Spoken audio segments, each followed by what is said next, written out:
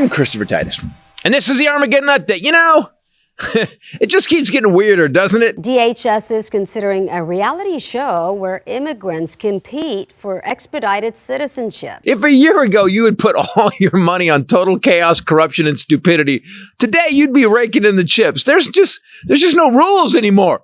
The president just took an airplane from Qatar. I think it's a great gesture from Qatar. I appreciate it very much. An airplane that they don't want because of how expensive it is to maintain and store. It's too big to land at a lot of airports. So Qatar, a country, by the way, that in the past has supported Hamas, Al-Qaeda, and a diet rich in saturated fats, yeah, they're also terrorizing aortas too. Now Qatar has come around and has stopped or arrested some terrorists. Okay, they're better now.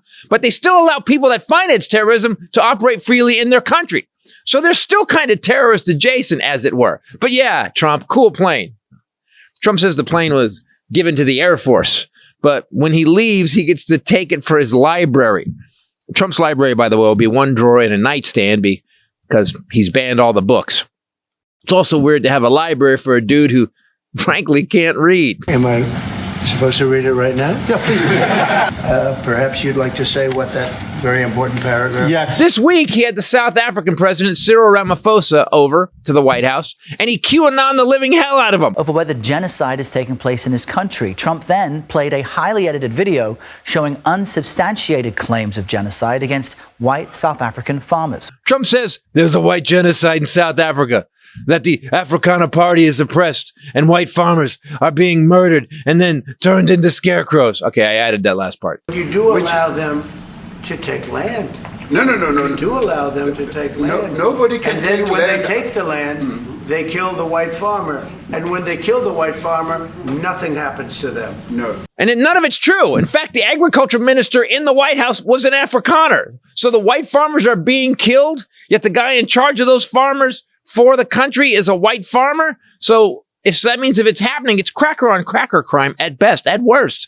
It's a fragile, pathetic, pasty-ass white man whining that he's being oppressed. Why are all these psychos who think they're the master race, the most crybaby bitches, these tantrum toddlers constantly complaining about how the white man is oppressed? Well, in South Africa, the white man owns 70% of the farmland. More than half of all farming land here is owned by white South Africans. They make up 7% of this population. 64% of boardrooms are white. And you masked up cosplay Nazis running around my country, worried my rights are being violated. God, you honky victim bitches. Well, from personal experience, as the most white man who has ever lived, I'm 40% English, 40% Scottish, 11% Irish, 3% Welsh, 3% Finnish, 2% German, and 1% paper plate. I can tell you, the white man is fine. We aren't being oppressed. We are not being held back. And I know that because I'm a DF student, and I do pretty good.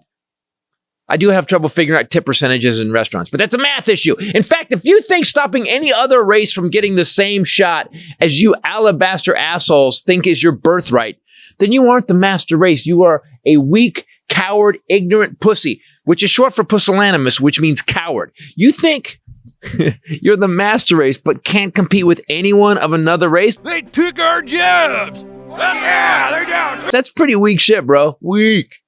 And you say that there's no white privilege? Really?